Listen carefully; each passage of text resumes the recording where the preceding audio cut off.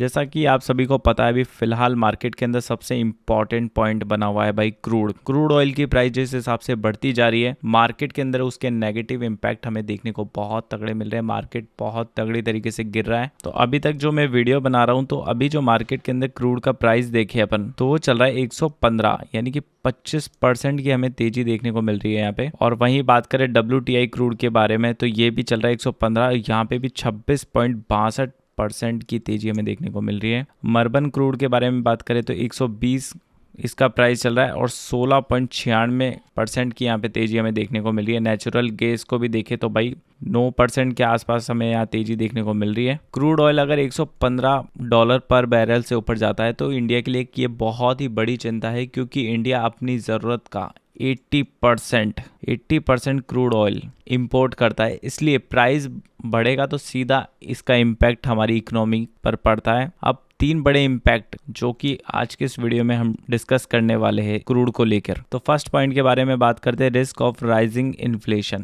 Inflation बढ़ने का खतरा है भाई इसके चलते, क्रूड ऑयल के चलते। जब क्रूड ऑयल महंगा होता है तो भाई किस चीज़ की प्राइस बढ़ती है? पेट्रोल की प्राइस बढ़ जाती है सबसे पहले तो, है ना। डीजल की प्राइस बढ़ जाती है और ट्रांसपोर्ट की जो कॉस्ट होती है वो भी बढ़ जाती है। अब ट्रक मान लो, बस पकड़ लो, शिपिंग पकड़ लो, सब क्या हो जाते हैं? मोर एक्सपेंसिव हो जाते हैं। इसका इफेक्ट किस चीज़ पे देखने को मिलता है? फूड आइटम्स पे, वेजिटेबल्स पे, डेली प्रोडक्ट्स पे। क्योंकि जब ट्रांसपोर्ट महंगा हो जाएगा, पेट्रोल डीजल महंगा हो जाएगा, तो ट्रांसपोर्ट भी महंगा हो जाएगा, जिसके चलते फूड भी महंगा आएगा, वेजिटेबल भी, सब कुछ जो भी चीज़ ले लो, जो भी ट्रांसपोर्ट से जाती है वो हर एक चीज़ महंगी हो जाएगी ऑयल के महंगे होने से। तो ऑयल का आप छोटा चीज़ मत समझना, एक ऑयल बहुत बड़ा चीज़ है। मतलब इसके चलते बहुत बड़ा इम्पैक्ट हमें देखने को मिलता है बहुत सारी कंपनीज के ऊपर। मतलब ओवरऑल इन्फ्लेशन बढ़ जाता है। और अगर इन्फ्लेशन भाई इंक्रीज होगा तो क्या करेगा? Reserve bank of India can not reduce interest rate, तो वो इंटरेस्ट रेट कभी कमी नहीं करेगा। इससे क्या होगा? तो भाई इसका इम्पैक्ट क्या होगा? लोन रिमेन एक्सपेंसिव, मतलब लोन्स होते जो वो महंगे रहते हैं। इकोनॉमी बाई ग्रोथ में स्लो डाउन, इकोनॉमी की ग्रोथ स्लो हो सकती है। एंड पॉइंट नंबर 2 के बारे में बात करते हैं भाई, रुपीज़, जो रुपया है वो कमज़ोर हो सकता है। इंडिया को ऑयल ख़रीदने के लिए डॉलर में पेमेंट करना पड़ता है, जिसके चलते क्या होती है? डॉलर की डिमांड हमें बढ़ती हुई देखने को मिलती है। उसका रिजल्ट क्या निकल कर आता है?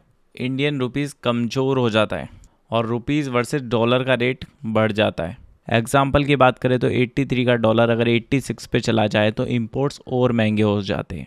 एंड अब बात करेंगे भाई पॉइंट नंबर 3 के बारे में, तो जीडीपी ग्रोथ पर इसका दबाव हमें देखने को मिल सकता है। ऑयल महंगे होने से कंपनी की प्रोडक्शन कॉस्ट बढ़ती है। एयरलाइंस की बात कर लो, लॉजिस्टिक, फैक्ट्रीज हायर एक्सपेंसिव, सबका खर्चा बढ़ जाता है। इसके चलते क्या होता है भाई?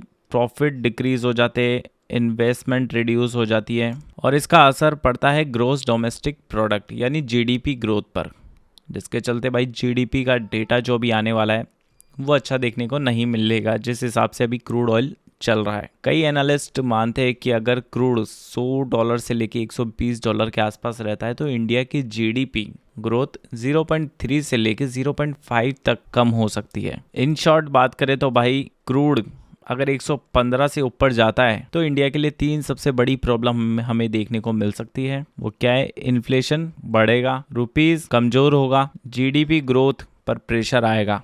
बात करते हैं भाई दूसरी एक और इम्पॉर्टेंट न्यूज़ के बारे में, तो भाई वो है ट्रम्प से रिलेटेड न्यूज़। तो भाई ट्रम्प को तो आप लोगों को पता ही है कि ये बंदा मतलब कि कभी भी यूटर्न ले लेता है, कभी भी। इसका तो मतलब बातों को कोई मतलब ही नहीं होता है, ये कभी भी यूटर्न मार जाता है। जैसा कि इसने पहले बोला था कि भाई रशिया से ऑयल परचेज नहीं करना है, बट अभी जो एक न्यूज़ निकल कर आ रही है, तो भाई यूएस चाहता है इंडिया खरीदे 100 million barrel Russian oil. Global oil market अभी बहुत टेंशन में है और मिडिल ईस्ट में बात करें तो कॉन्फ्लिक्ट की वजह से ऑयल सप्लाई बिल्कुल डिस्टर्ब हो रही है। तो भाई इसके अंदर बात करें तो पॉइंट नंबर 1 के बारे में कि भाई प्रॉब्लम क्या है इस चीज़ में। अभी ग्लोबल ऑयल मार्केट में फेयर बना हुआ है, मिडिल ईस्ट की टेंशन बढ़ रही है, ईरान कॉन्फ्लिक्ट चल रहा है, स्टेट ऑफ हॉर्मोज, भाई जहाँ से ऑयल निकलता है वो रास्ता है, उसको जो हॉर्मोज बोलते हैं, स्टेट ऑफ हॉर्मोज में शिपिंग डिस्टर्ब हो गई है, सबको पता है ना। ये रूट बहुत इंपॉर्टेंट रूट था क्योंकि दुनिया का लगभग 20% ऑयल यहीं से ही निकलता है, मतलब इस रास्ते से गुजरता है, वो जाने का रास्ता ही है। अब शिप स्लो हो जाएंगे या रुक जाते हैं तो मार्केट को लगता है कि ऑयल सप्लाई कम हो गई है, इसकी वजह से ऑयल प्राइस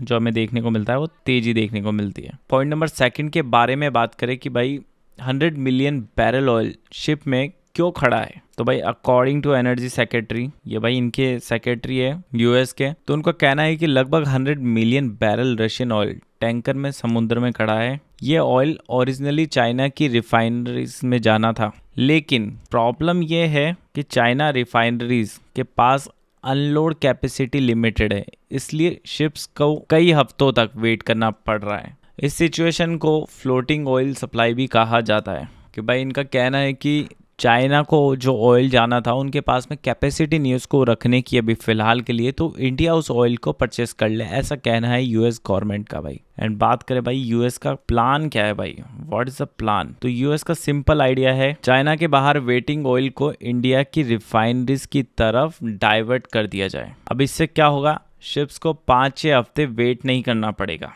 ऑयल जल्दी मार्केट में आ जाएगा, ऑयल सप्लाई इंक्रीज हो जाएगी, जिसके चलते क्या होगा, प्रेशर ऑन ऑयल प्राइस में रिड्यूस, तो भाई ऑयल के जो प्राइस है अभी वो थोड़ा कंट्रोल में आ जाएंगे। ये प्लान है यूएस गवर्नमेंट का। बात करते पॉइंट नंबर 4 के बारे में कि रशिया ऑयल पहले से ही डिस्काउंट में मिलता था। जब रशिया ने यूक्रेन पर अटैक किया तो 2022 में, तब वेस्टर्न सेक्शन लगे हुए थे उसके ऊपर यूएस की तरफ से। उस समय रशियन ऑयल की बात करें तो भाई जो कि बहुत चीपर डिस्काउंट पे हमें ग्लोबल मार्केट में देखने को मिल रहा था, क्रूड में सस्ता डिस्काउंट मिल रहा था भाई, जिसके चलते भाई रशियन ऑयल इतना सस्ता हमें देखने को मिल रहा था, जो कि कम से कम पकड़ के चलो $20 से $25 का डिस्काउंट हमें क्रूड ऑयल के अंदर देखने को मिल रहा था प्रति बैरल की बात करूँ तो मैं। अब बात करते हैं कि भाई अब रशिया का ऑयल इतना एक्सपेंसिव क्यों हो गया, तो इसके पीछे बहुत सारे रीजन है भाई। अभी ग्लोबल ऑयल सप्लाई टाइट हो गई है, सबको पता है। एंड रीजन क्या हो सकते हैं भाई, मिडिल ईस्ट टेंशन हो गई है, शिपिंग डिस्ट्रप्शन हो गया है, प्रोडक्शन इश्यूज हो चुके हैं। मिडिल ईस्ट में जो टेंशन चल रही है, जो कि सबको पता भाई, शिपिंग जो जहाज अभी जा नहीं रहे, ऑलमोस्ट बंद हो चुका रास्ता, और प्रोडक्शन में भी भाई इशू हो चुका है, इसलिए रशियन ऑयल अब कई जगह क्रूड से भी महंगा प्रीमियम बिक रहा है।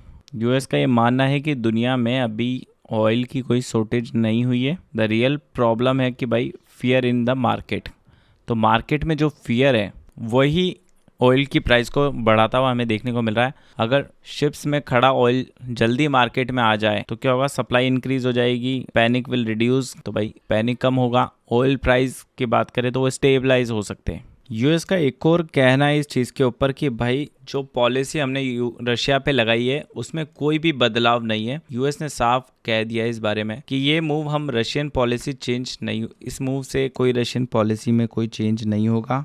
अकॉर्डिंग टू एनर्जी सेक्रेटरी, भाई उनके जो सेक्रेटरी है, ये जो पॉलिसी है this is only short term solution, तो ये भाई शॉर्ट टर्म सॉल्यूशन है ताकि ऑयल प्राइस को कंट्रोल में लाया जा सके। अगर भाई आपको ये वीडियो अच्छी लगी हो ऑयल के बारे में तो प्लीज़ वीडियो को लाइक कर देना, चैनल पे नए हो तो चैनल को सब्सक्राइब कर देना। मैं मिलता हूँ आपसे नेक्स्ट अपडेट के अंदर, तब तक के लिए बाय बाय।